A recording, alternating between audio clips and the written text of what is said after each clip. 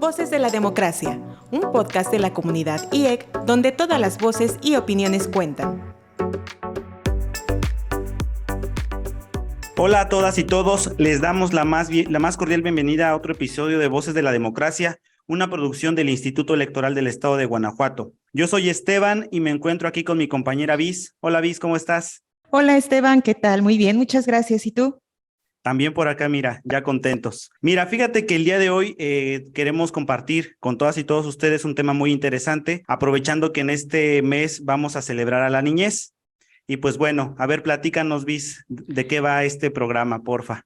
Así es, Esteban. Mira, antes de iniciar con todo el tema que traemos el día de hoy, que es muy interesante y que nos va a dejar reflexionando y con mucha chamba por hacer a varias instituciones, quiero presentarte a nuestra invitada del día de hoy, con quien estaremos compartiendo estas reflexiones. Ella es la doctora Tania Ramírez Hernández, es directora ejecutiva de la Red por los Derechos de la Infancia en México, por sus siglas REDIM. Y pues nos da mucho gusto que estés aquí, Tania, bienvenida. Gracias por aceptar esta invitación. Y bueno, primeramente, antes de entrar en materia, cuéntanos, por favor, cuál es la gran labor que hace REDIM por la niñez mexicana y una descripción que nos pudieras dar de las actividades que tú realizas en esta red. Con mucho gusto, muchas gracias Visani, muchas gracias Esteban, es un gusto estar acá con ustedes sumándole voces a la democracia.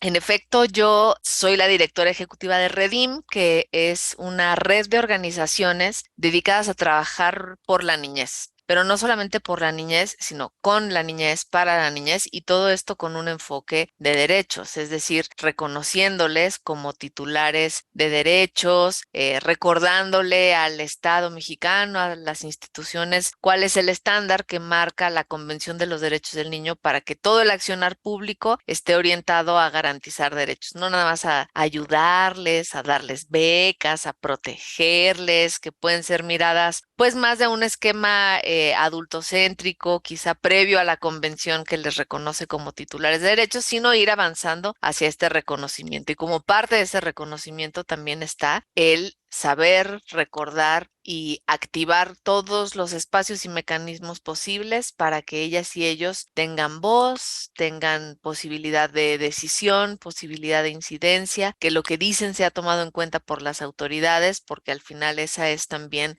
una condición de la ciudadanía que hace que la democracia exista, independientemente de que hasta los 18 años las personas puedan tener una credencial para votar. La verdad es que la vida democrática va mucho más allá de las elecciones y por eso esta posibilidad y esta necesidad y este derecho a participar de niñas y niños tiene que estar activo antes, durante y después. Muchas gracias, doctora. Bienvenida. Antes de iniciar con justamente ya lo que nos viene un poco adelantando la doctora, queremos platicarle a todas las personas que nos están escuchando que el año pasado REDIM colaboró con nosotros, con el Instituto Electoral del Estado, en la elaboración de un diagnóstico sobre la situación de las infancias y adolescencias en nuestro estado. Y precisamente en este episodio queremos compartirles cuáles fueron los principales hallazgos.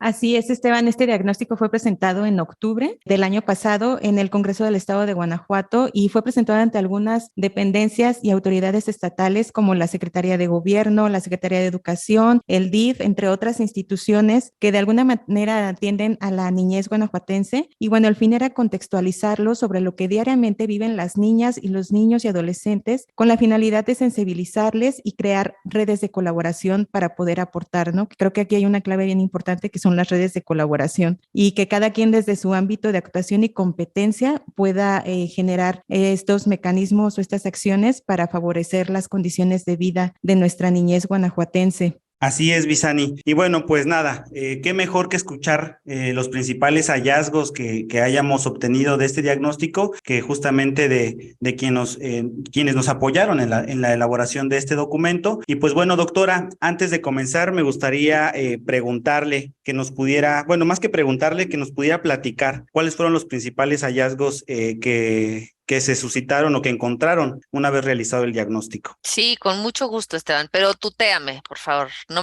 los dos, Visani también. Les cuento rápidamente, este diagnóstico se hizo en el contexto de fortalecer el principio de cultura cívica que tienen todos los organismos públicos electorales, los famosos OPLES, y concretamente el Instituto Electoral del Estado de Guanajuato, ¿no? Entonces, el objetivo del diagnóstico fue partir de la situación que viven niñez y adolescencia en el Estado de Guanajuato a través del conocimiento, digamos, de su contexto sociodemográfico, económico, es decir, cómo están viviendo niñas, niños, adolescentes en el estado, para a partir de ahí poder instrumentar algunos mecanismos que lleven a acciones que permitan de una manera mucho más efectiva tener un acercamiento con niñas, niños, adolescentes y en ese sentido avanzar en la garantía de su derecho a la participación política. Entonces, este diagnóstico, digamos, tuvo dos partes. Por un lado, este perfil sociodemográfico,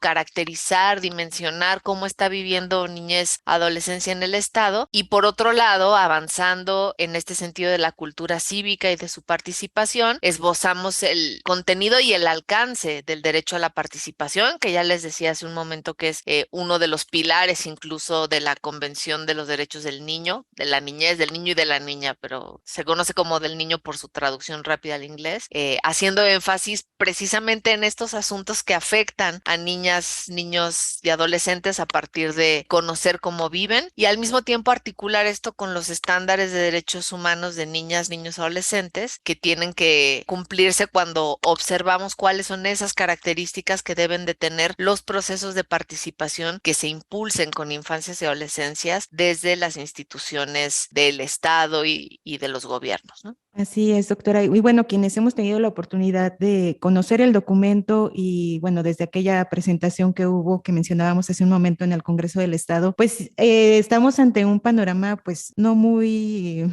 Alentador. no muy alentador, exactamente. Un panorama triste, ¿no? Y bueno, voy al sentido de que, por ejemplo, quienes somos mamás, papás, también es a veces a lo mejor que nos llega un poquito más, pero creo que toda la sociedad debemos de ser sensibles ante estas cifras y bueno, es también invitar a quienes nos escuchan a que se echen un clavadito ahí en la página del IEC, ahí está disponible que lo puedan consultar, porque hay cifras de pobreza en el estado, o sea, cómo están viviendo en el estado nuestras niñas, nuestros niños, y desde ahí parte, ¿no? O sea, cómo vamos a esperar que sean más adelante ciudadanas y ciudadanos participativos involucrados en aspectos de la vida pública cuando no hay una base sólida, ¿no? Cuando desde estas tempranas edades están batallando por necesidades mínimas y básicas. ¿Qué le corresponde, y ahí va la pregunta, qué le corresponde al IEG hacer con toda esta información que ahora tenemos para no quedarnos como con el sentimiento de frustración y de impotencia, doctora? Muy bien, pues en primer término, algo que estamos haciendo en este momento, que es difundir los resultados. Se tiene que conocer cómo está viviendo niñez y adolescencia. Creo que además de esta labor de difundir, es importante dimensionar particularmente cómo están viviendo ellas y ellos, no nada más hablar de los distintos desafíos que enfrenta el estado de Guanajuato, sino hacer foco, hacer como un zoom dentro de este grupo en particular, porque es uno de los grupos de población más invisibilizados, ¿no? Cuando hablamos de la avance de las democracias y del reconocimiento de los distintos grupos de población, pues hay que recordar que nuestro país es relativamente joven en el voto de las mujeres, por ejemplo. Hay muchas de nosotras todavía que nuestras madres nacieron en un México en el que no podían votar, ¿no? De los años 50 apenas es eso. A la par se han ido reconociendo otros derechos. Por ejemplo, hace poco antes de que iniciara la pandemia se reconoció a México como un país pluricultural y en ese sentido no únicamente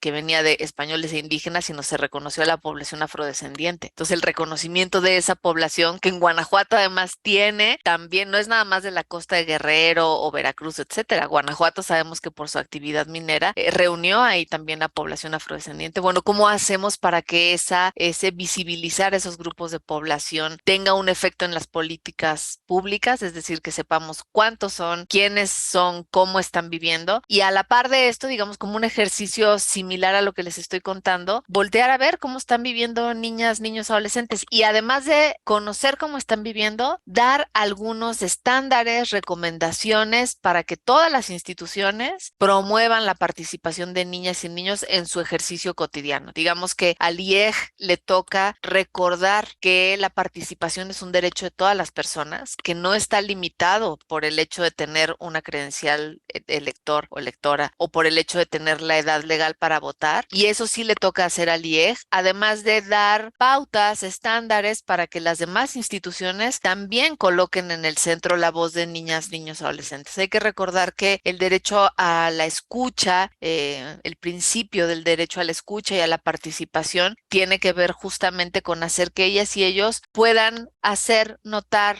su pensamiento, sus inquietudes y sus propuestas en todo lo que tenga que ver con sus vidas. Y eso quiere decir todo, es decir, las instituciones en el estado dedicadas a la educación, pero también a la salud, pero también al medio ambiente, también a ellos les tocará escucharles. Entonces el IEG tiene con este estudio una llave sobre cómo promover la participación que le puede pasar a las demás instituciones para que así todas y todos promuevan cada vez más hasta el grado de que garanticen el derecho a la participación de niñas y niños con un estándar adecuado. Así es. Pues la verdad es que dice cosas muy interesantes, doctora. Me encanta esta idea que a veces creo que nos falta un poquito como profundizar. O sea, esto que dice que la ciudadanía va mucho más allá de las elecciones. La ciudadanía no se agota el día de la jornada electoral, sino que tiene que ver con un asunto integral y justamente tiene que ver con la participación. En ese sentido, doctora, quisiera preguntarle, digamos, ¿qué podemos hacer nosotros como funcionarios públicos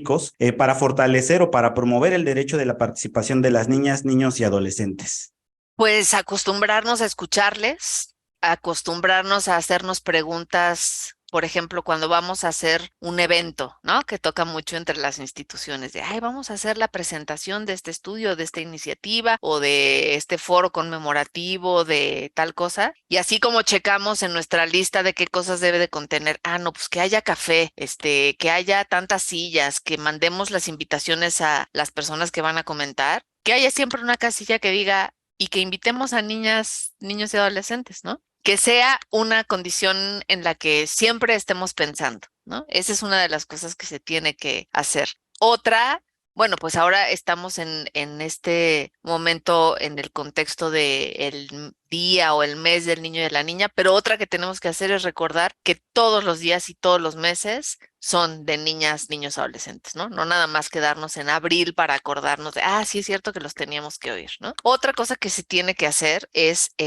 avanzar de la noción de una participación como eventos a la noción de participación como procesos, es decir, no nada más los invito el día del niño para que hablen, sino, ok, si hablaron el día del niño y tomamos nota de lo que dijeron, cómo el mes siguiente le damos seguimiento para informarles a ellas y ellos de cómo se tomó en consideración lo que opinaron, lo que sugirieron, etcétera, y cómo después de eso les presentamos el plan de trabajo de mi institución o de mi escuela o de mi espacio de trabajo, y cómo al mes siguiente de eso les informamos sobre los avances y a medio término hacemos una evaluación en la que ellas y ellos también hagan su evaluación. Es a esto a lo que me refiero con pensar la participación como proceso y no como eventos, que creo que hoy por hoy, cuando se llega a pensar en este tipo de participación, a veces lo imaginamos más así, como algo que sucede una vez en el tiempo y que tiene un antes en la planeación, pero no un después en los efectos. Entonces eso es parte del corazón de lo que se puede y se debe hacer. Así es, doctora. Y bueno, dentro de lo que estábamos comentando ahorita, lo que mencionaba que es percibirán las infancias como sujetos de derecho, es luego a veces como un poco ahí contradictorio, ¿no? Cuando llega el adultocentrismo y pues bueno, sí, ellos son los sujetos de derecho, pero pues como son niños y niñas, pues el que decide es el adulto. Y creo que tiene que ver también un poquito con la cuestión que hay últimamente en los últimos años sobre la crianza positiva y esto como de escucharles. Y entonces, ¿cómo podemos hacer las personas que estamos aquí ahora, las personas que nos escuchen y a donde más que impacte este podcast, desde nuestro ámbito social, de nuestro ámbito familiar, cómo le podemos hacer para formar infancias y adolescencias que sean más conscientes de su derecho a la participación? O sea, obviamente Creo que viene en este momento, sí, desde quienes estamos rodeando a estas infancias, e insisto, no somos nada más padres y madres, sino la sociedad en general, para coadyuvar con ellos, hacerlos más conscientes precisamente de estos derechos que tienen y de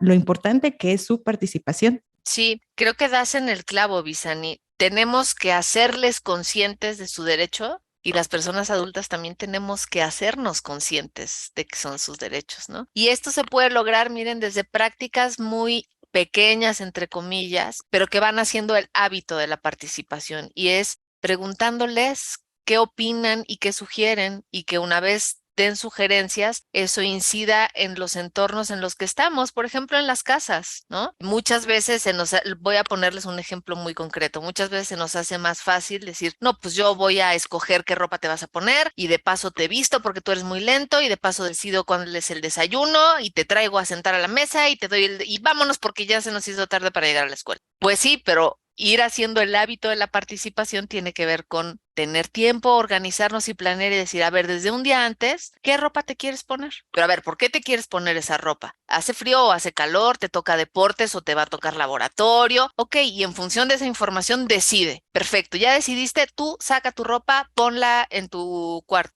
Ok, ¿por qué no te acabaste el lunch? No, que no me gustó. Va, a la próxima tú decides cuál es tu lunch y en la medida de lo posible, el día antes me ayudas a preparar un poquito y eso es ir participando de las decisiones que tocan su vida. Eso es a un nivel muy doméstico que todas las personas que nos están oyendo pueden realizar, pero a gran escala eso también va teniendo sus consecuencias en las escuelas, por ejemplo, ¿no? A ver, tenemos este poquito de presupuesto, ¿a qué se lo queremos dar? No es la mirada adulta la que tiene que decidir únicamente, sino también sus preocupaciones. A lo mejor lo que ellas y ellos quieren es que todo el recurso se vaya a una composta porque les preocupa, y suele ser el caso, el medio ambiente, la basura, etcétera, y a lo mejor nosotros queríamos pintar las bancas y a ellos les da igual si están despintadas, lo que quieren es que no haya basura alrededor de su cuadra y que haya un mejor uso del recicle de los recursos.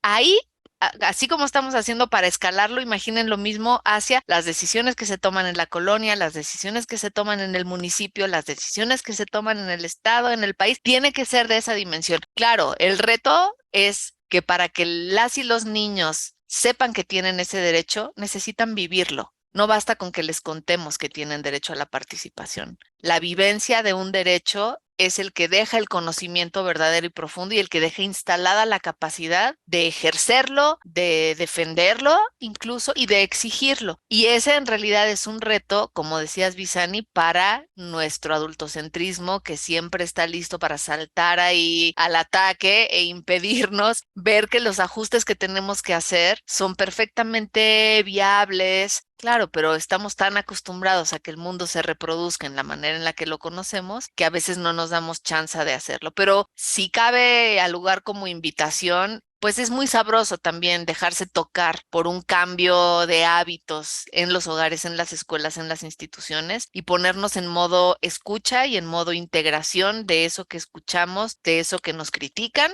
y de eso que nos sugieren también las niñas y los niños. Sí, doctora, pues wow, la verdad es que me ha dejado pensando muchas veces justamente en estos ejemplos que dio sobre el hecho de que a veces pues no preguntamos a la niñez, ¿no? Y justamente el adultocentrismo lo que nos hace es tomar las decisiones por ellos y pues esta idea de que dejarlos participar es una forma en la que ellos se pueden ir involucrando y tomando las decisiones y construyendo a sí mismo su personalidad. Preguntarle en ese sentido, doctora, ¿usted está de acuerdo entonces en que la ciudadanía es un tema que se construye desde las infancias? La ciudadanía es un tema que se conoce como ejercicio y como experiencia desde la niñez, sin lugar a dudas. Si esperamos que un buen día una persona en el minuto en el que cumple 18 años sepa todo sobre cómo opinar, cómo decir lo que me preocupa, cómo hacer propuestas, pues vamos a tener democracias abolladas, ¿no? Lo que tenemos que ir haciendo es construir esa capacidad y acompañarla desde los primeros ejercicios de niñez y adolescencia.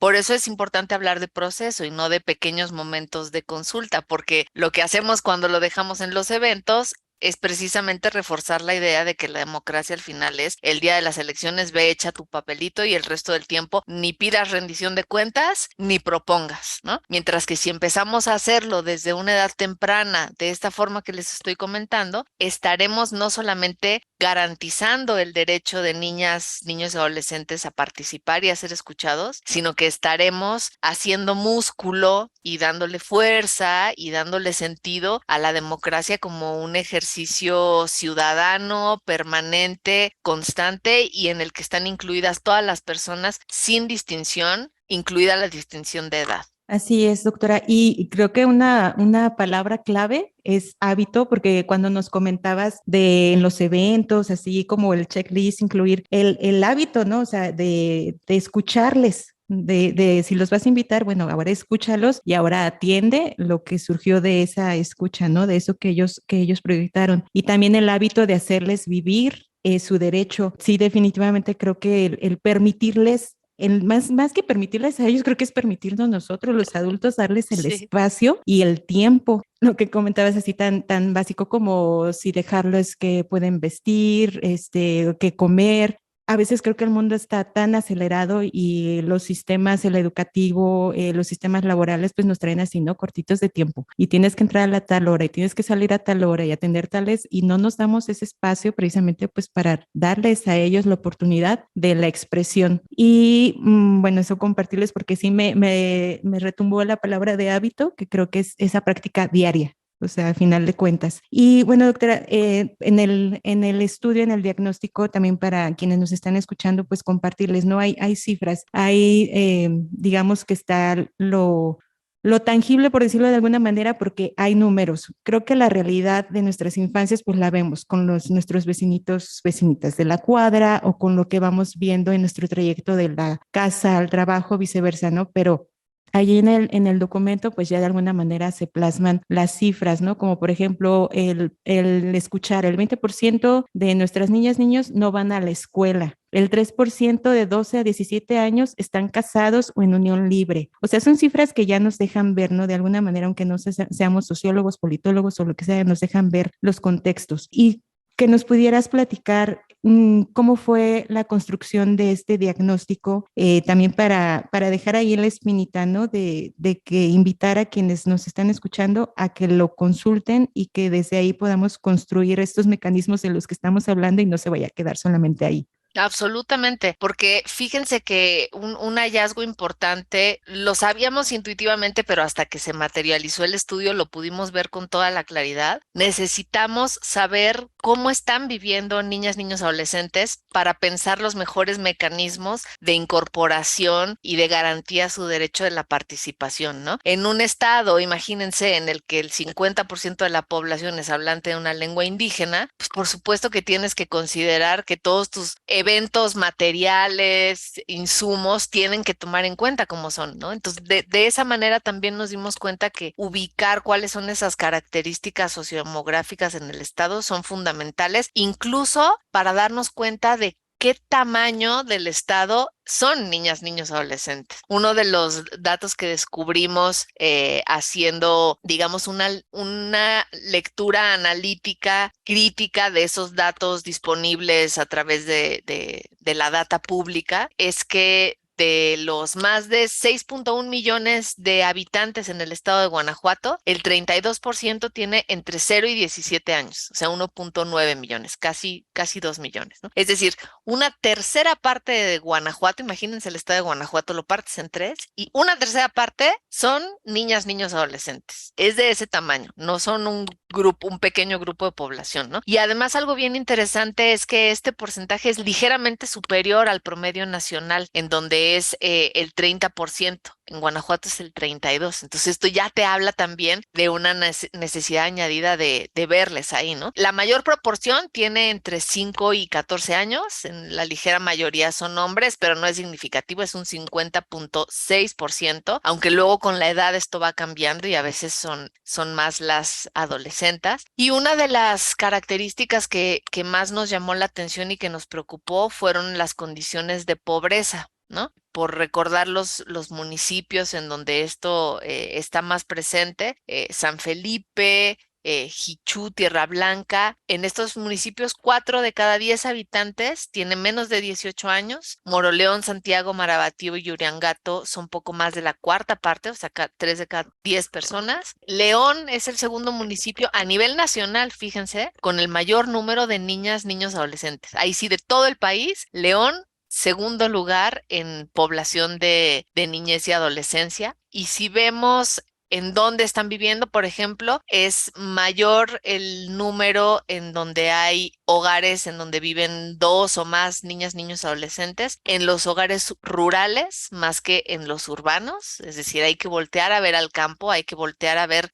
cómo hacemos para garantizar ese derecho a la participación y a la escucha también en el campo. No quiere decir traerlos a nuestras oficinas, a lo mejor es acercarse, llevarlos, a veces traerlos, en fin, la creatividad tiene que estar ahí también disponible, ¿no? Y ¿cómo lo construimos? Pues ya les decía, haciendo un poco de analítica, en Redim hemos desarrollado una estrategia de incidencia basada en datos, en donde lo que hacemos es intentar ceñirnos a los datos públicos, porque son los datos oficiales, y de esa manera no entramos en disyuntivas como yo tengo otros datos. No, siempre la data pública disponible, incluso en un respaldo del ejercicio de transparencia, pero estos datos públicos siempre están ahí, como un mar que nadie explora, y en Redim lo que hacemos es ponernos el snorkel y los gogles para sumergirnos y ver de ese mar de data cuáles son los que nos están hablando de cómo viven niñas, niños, adolescentes. Y luego no nada más tener, y lo van a encontrar en el estudio, no nada más dar los datos así en general, sino decir, bueno, ¿por qué la pobreza de niñas, niños, adolescentes está relacionada con una carencia en su derecho a la vida, a la supervivencia y al desarrollo? Porque eso también